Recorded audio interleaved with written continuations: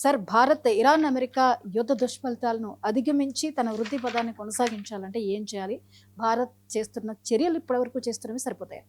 Yes అండి. ఇప్పుడు భారతదేశం ఆర్థిక సంక్షోభంలోకి వెళ్ళిపోతుందా అనే ఒక రకమైన భయం. నేనేం చెప్తున్నానంటే భారతదేశ స్థూల ఆర్థిక మూలాలు బలంగా ఉండడం వల్ల భారతదేశంలో ఆర్థిక సంక్షోభం వస్తే పరిస్థితి అయితే ఏమాత్రం లేదు. కానీ ఆర్థిక సంక్షోభం వచ్చే పరిస్థితి 1991 నాటి ఆర్థిక సంక్షోభ పరిస్థితులు, కరోనా లాంటి ఆర్థిక సంక్షోభ పరిస్థితులు అయితే వచ్చేలా లేవు. కానీ భారత ఆర్థిక వ్యవస్థ మందగమనంలోకి వెళ్ళిపోతుంది. 7.2% వృద్ధి పదం నుంచి 6%కి తగ్గిపోబోతుంది. అవసరమైతే ఇంకా తగ్గిపోబోతుంది. ఇప్పుడు ప్రైస్ రేట్లు, ద్రవ్యోళ బలం పెరగబోతుంది, వడ్డీ రేట్లు పెరగబోతున్నాయి. తర్వాత పెట్టుబడి కొరత వచ్చేస్తుంది. ఆర్థిక వ్యవస్థ మందగమనంలోకి వెళ్ళిపోతాయి. కొన్ని సెక్టార్లు అయితే మందగమనంలోకి వెళ్ళిపోతాయి. తర్వాత ఇప్పుడు ఎల్నినో, సూపర్ ఎల్నినో వచ్చేసింది. ఆర్థిక వ్యవస్థ ఖరీఫ్ సీజన్, మాన్సూన్స్, ఋతుపవనాలు ఫెయిల్ అవ్వబోతున్నాయి. చాలా ప్రొడక్ట్స్ తగ్గిపోబోతున్నాయి. ఇప్పుడు ద్రవ్యోళ బలం 3.5% ఉంది, అది ఇంకా పెరగవచ్చు. తర్వాత ఆహారం వల్ల ఎక్కువ కన్జ్యూమర్ ప్రైస్ ఇండెక్స్ పెరిగిపోయి ద్రవ్యోళ బలం పెరిగిపోద్ది. సో ఆర్థిక వ్యవస్థ మందగమనంలోకి వెళ్ళొచ్చు. పెట్టుబడులు లేమి. తర్వాత ఈ విధంగా గ్రోత్ రేట్ పడిపోద్ది. ఫారిన్ ఎక్స్చేంజ్ రిజర్వ్స్ ఇంకా కుచించుకుపోతాయి, ఎగుమతులు తగ్గుతాయి. ఇలాంటి పరిస్థితుల్లో మనం భారత ఆర్థిక వ్యవస్థ ఇప్పుడు మోడీ గారు కొన్ని చర్యలు తీసుకుంటున్నారు. ఇది ఆర్బీఐ తరపున ద్రవ్య విధానం, తర్వాత ఫైనాన్స్ మినిస్ట్రీ తరపున కోశ విధానంలో ద్రవ్య కోశ విధానం సమన్వయంగా చర్యలు తీసుకుంటున్నాం. కానీ ఈ యొక్క హర్మూజ్ స్ట్రైట్, ఆయిల్ సంక్షోభం, ఇంకా యుద్ధాలు, ఇక్కడ రష్యా ఉక్రెయిన్ యుద్ధం ఇంకా అలా ఉండడం, ఈ 2026 కూడా జియోపొలిటికల్ ఒక కేయాటిక్ సిచ్యువేషన్ అనేది ఒకటి రాబోతుంది అనమాట. సంక్షోభ పరిస్థితులు, దాని జియోపొలిటికల్ డిస్టర్బెన్సెస్ ఉంటాయి అనమాట. ఈ టర్మైల్, సప్లై చైన్ మెకానిజం దెబ్బతినడం. సో దీనివల్ల ఏమంటే యూరియా కొరతలు, తర్వాత పవర్ సప్లై, ఆయిల్ కొరత ఇవన్నీ ఉంటాయి. కాబట్టి ఆర్థిక వ్యవస్థ మందగమనం ఉంటుంది. కానీ దీన్ని అధిగమించడానికి భారతదేశం చాలా చర్యలు తీసుకుంటుందండి. తర్వాత కస్టమ్ డ్యూటీ పెంచడం, బంగారాన్ని అదుపు దిగుమతులు తగ్గించడానికి, తర్వాత ఆయిల్, దేశీయంగా ఆయిల్ సరఫరా పెంచడం, తర్వాత వ్యూహాత్మక ఆయిల్ రిసోర్సెస్ ఎక్కువ చేయడం, తర్వాత హర్ముజ్ స్ట్రైట్ క్లోజ్ అవుతాయి. ఇటు యూఏఈ ఫ్యూజియారా పోర్ట్ నుంచి, అమెరికా, రష్యా నుంచి ఆయిల్ తెచ్చుకోవడం, గ్యాస్ సప్లై దేశీయంగా ఉత్పత్తి చేసుకోవడం, తర్వాత నాన్ రెన్యూవబుల్ ఎలక్ట్రిక్ ఈవీ పాలసీలని ఇలా ఎన్నో తీసుకుంటున్నాం. ఇథనాల్ బ్లెండ్ అని ఇవన్నీ తీసుకుంటున్నాం. కానీ ఇవన్నీ సరిపోవండి, ఇంకా మనం తీసుకోవాలి. అందుకే పొదుపు మంత్రం. ప్రతి భారతీయుడు ఈరోజు దేశభక్తిని చూపించాల్సిన సమయం ఆసన్నమయ్యింది. ఇప్పుడు మనం భారతదేశం కాన్స్టిట్యూషన్ ఒకటి ఉందండి. ఎప్పుడు మనం హక్కులే, ప్రాథమిక హక్కులు. ఏదన్నా లోపం వస్తే సుప్రీంకోర్టు కూడా వెళ్ళొచ్చు, హైకోర్టుకి వెళ్ళొచ్చు. ఆర్టికల్ 226 వీటి ప్రకారం మనం వెళ్ళిపోతూ ఉంటాం అనమాట. ఆర్టికల్ 32 ప్రకారం అరే నా హక్కు ఉల్లంఘన అయిపోయిందని. మరి విధులు కూడా ఉన్నాయి కదా భారతదేశీయులకి. అదే రాజ్యాంగంలో ఉన్న ప్రాథమిక హక్కులు ఎంత ఇంపార్టెంటో నీకు కూడా కొన్ని విధులు ఉన్నాయి, నీకు కూడా డ్యూటీస్ ఉన్నాయని గుర్తు చేసేది ఇదనమాట. అదే మోడీ గారు చెప్తున్నారు. నరేంద్ర మోడీ గారు చెప్పేది ఏంటి, ఎప్పుడు హక్కులే కాదు, మీకు విధులు కూడా ఉంటారా బాబు, ఇలాంటి అప్పులు చెయ్యండి అని ప్రతి భారతీయుడికి ఉపదేశిస్తున్నారు.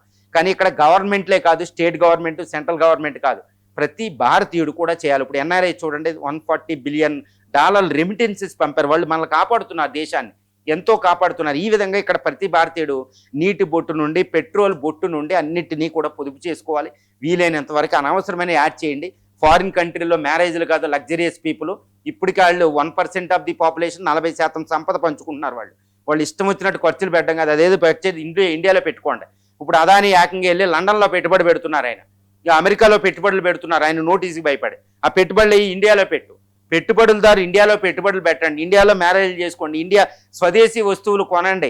ఇవన్నీ మనం చేయాల్సిన ప్రాథమిక విధులు, డ్యూటీలే. మనం ఎప్పుడు హక్కులే కాదు, భారతీయులు చేయాలి. తర్వాత రాష్ట్ర ప్రభుత్వాలు కూడా అనవసరమైన ఉచిత పథకాలను కాస్త తగ్గించుకోవాల్సిన సమయం ఇప్పుడు ఆసన్నమైంది.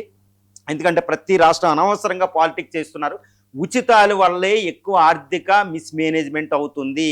ఇది అవసరమైతే ఇప్పుడు మీరు ప్రామిస్ చేసి ఉంటే, ఇప్పుడు తమిళనాడు, ఆంధ్రప్రదేశ్, కేరళ, తెలంగాణ, తర్వాత ఉత్తరప్రదేశ్, ఇప్పుడు వెస్ట్ బెంగాల్, ఈ రాష్ట్రాలన్నింటిలో అంటే అనవసరమైన ఉచితాలు ఇవి ప్రజలకు మీరు చెప్పండి. ఇప్పుడు మహాలక్ష్మి స్కీములు, ఉచిత పథకాలు, అమ్మా మాకు ప్రాబ్లం అవుతుందని ఒప్పుకోండి. మీ తప్పును మీరు ఒప్పుకుని అవి తగ్గించుకోకపోతే మిస్మేనేజ్మెంట్ అయిపోతుంది అనమాట. రాష్ట్రాలే అతిపెద్ద విషయం అనమాట. సో ఫైనాన్షియల్ మేనేజ్మెంట్ చేయాలి, ఇది చాలా అత్యవసరం. తర్వాత వ్యవసాయ రంగం, ఇప్పుడు సూపర్ ఎల్నినో ఉంది. ముందే కరువుకు సంబంధించిన విధానాన్ని ఇప్పటికీ కూడా మీటింగ్ పెట్టలేదు మోడీ గారు. మనకి cabinet committee and economic affairs meeting పెట్టలేదు. కరువు వస్తుంది, ఐఎండీ ఆల్రెడీ హెచ్చరించింది, సూపర్ ఎల్నినో వస్తుంది, అగ్రికల్చర్ వ్యవస్థ సంక్షోభం రాబోతుంది. ఇప్పటికీ కూడా మోడీ గారు దాని మీద మీటింగ్ పెట్టలే. ఒక్క చీఫ్ మినిస్టర్ కూడా దీని మీద సూపర్ ఎల్నినో కోసం నోటులోంచి కూడా రాలేదండి. ఇలాంటి ముందు తీసుకోవాలి. ఇప్పుడు మళ్ళీ నెత్తి మీదకి వచ్చే యాగి చేయకూడదు, దాని మీద అత్యధికంగా చర్యలు తీసుకోవాలి. లేకపోతే ఇప్పుడు విపరీతంగా ద్రవ్యోళ బలం పెరిగిపోతుంది. ఎందుకంటే ద్రవ్యోళ బలంకి సంబంధించిన కన్జ్యూమర్ ప్రైస్ ఇండెక్స్లో, రిటైల్ ప్రైస్ ఇండెక్స్లో ప్రధానమైనది ఆహార ధాన్యాలు ఉంటాయి, ఆహార వస్తువులు ఉంటాయి, అవే ఎక్కువ. ఇప్పుడు ఆ రేట్లు విపరీతంగా పెరిగిపోతున్నాయి, అవి చూడాలి. తర్వాత ఆయిల్ ఫామ్ ఇప్పటికీ మనకి సాగులేదు, ఎంత భూమి ఉన్నా అలాంటివి కొంచెం చేసుకోవాలి. చూడండి, వంట నూనెలు ఆపండి అనే కాకుండా వంట నూనెల్ని ఇండియాలో ఉత్పత్తి చేసుకునే నేలలు ఎన్ని ఉన్నాయో భూమాత ఇచ్చింది ప్రకృతి, దాన్ని ఉపయోగించుకునే పరిస్థితి లేదు. దీర్ఘకాలికంగా కూడా ఇది ఉపయోగపడుతుంది అనమాట. అలాంటి చర్యలు తీసుకోవాలి. తర్వాత దేశంతో ఎఫ్టీఏస్, తర్వాత ఫారిన్ ట్రేడ్ దెబ్బ తినకుండా ఉండడానికి. తర్వాత అందరూ అంటారన్నమాట, ఇప్పుడు పెట్రోల్ తగ్గించుకోండి, వంట నూనె తగ్గించుకోండి, గోల్డ్ ఆపండి అని. కానీ ఇంకొక విషయం, ఇండియా లార్జెస్ట్ ఇంపోర్ట్స్లో ఎలక్ట్రానిక్ గూడ్స్ ఉంటాయి. మరి ఎలక్ట్రానిక్ గూడ్స్ దేశంగా ఎందుకు ఉత్పత్తి చేయకూడదు? ఇది అత్యధిక ప్రధానమైన విషయం అనమాట. ఇలాగే ఇప్పుడు ద్రవ్య కోశ విధానంలో చాలా లూప్ హోల్స్ ఉన్నాయి. తర్వాత ఫారిన్ దౌత్య విధానం కూడా ఇంకా పటిష్టంగా అవ్వాల్సి ఉందన్నమాట. ఈ విధంగా మన గ్రోత్ వృద్ధి పదాన్ని 7 కాదు, అవసరమైతే 8% పెంచుకోవాల్సిన అవసరం ఉంది. అక్కడ వియత్నాంకి, చైనాకి ఒక ఆల్టర్నేటివ్గా మన మ్యానుఫ్యాక్చరింగ్ హబ్ అని ఇప్పటికీ కూడా ప్రపంచంలో మనం షోకేజ్ చేసుకోలేకపోతున్నాం అనమాట. ఫాస్టెస్ట్ గ్రోయింగ్ ఎకానమీ అంటున్నాం, మరి ఎంత 7-6 అనమాట. ఎక్కడ సరిపోతుందండి? డబుల్ డిజిట్ గ్రోత్ రేట్ రావాలి. అంటే మన పొటెన్షియల్కి, మన సామర్థ్యానికంటే చాలా తక్కువ వేగంగా ఇండియా అభివృద్ధి చెందుతుంది. కొన్ని రాష్ట్రాలు మినహాయిస్తే, మహారాష్ట్ర తర్వాత తమిళనాడు, కొన్ని రాష్ట్రాలు మినహాయిస్తే అన్నీ కూడా వేగవంతంగా అభివృద్ధి చెందడంలో ఎంత సామర్థ్యం ఉందో దానికి అనుకూలంగా. ఈ విధంగా ఇంకా రాష్ట్రాలు, కేంద్రాలు ఎన్నో చర్యలు తీసుకోవాలి. ఉన్న వాటిని గొప్ప చెప్పడం కాదు. పార్లమెంట్లో మోడీ గారు చెప్తారు, నిర్మలా సీతారామన్ గారు చెప్తారు, ఏమనంటే you are the fastest growing economy. ఇలాంటి బూస్టింగ్ పదాలు మానేయాలి. ఫాస్టెస్ట్ ఎంత అండి? 7.2. చైనా ఎంత అండి? 12% అభివృద్ధి 3 దశాబ్దాలు చేస్తే ఈరోజు సెకండ్ లార్జెస్ట్ ఎకానమీ అయింది. మనం ఫాస్టెస్టే, కానీ 7.2. అది దాంతో ఎప్పుడవుతాం వికసిత్ భారత్? 2047 కాదు, 2100 సంవత్సరం కూడా రెండో అతిపెద్ద ఆర్థిక వ్యవస్థ అవ్వాలి ఈ వేగంగా అభివృద్ధి చెందితే. ఇంకా ఇలాంటివి మానేయాలి.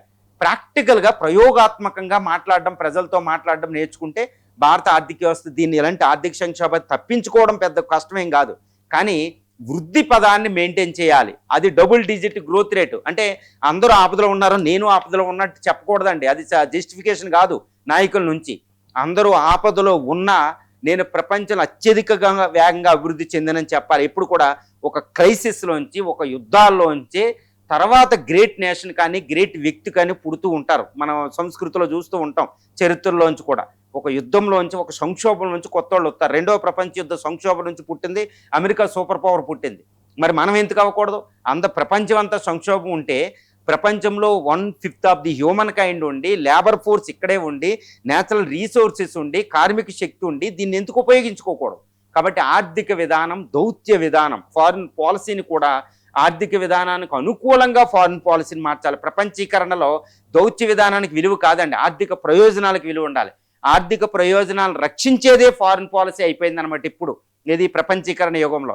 దానికి అనుకూలంగా దౌత్య విధానం ఉండేటట్టు ఇంకా పదును పెట్టాల్సిన సమయం అయితే ఇప్పుడు మనకు ఆసనమైంది.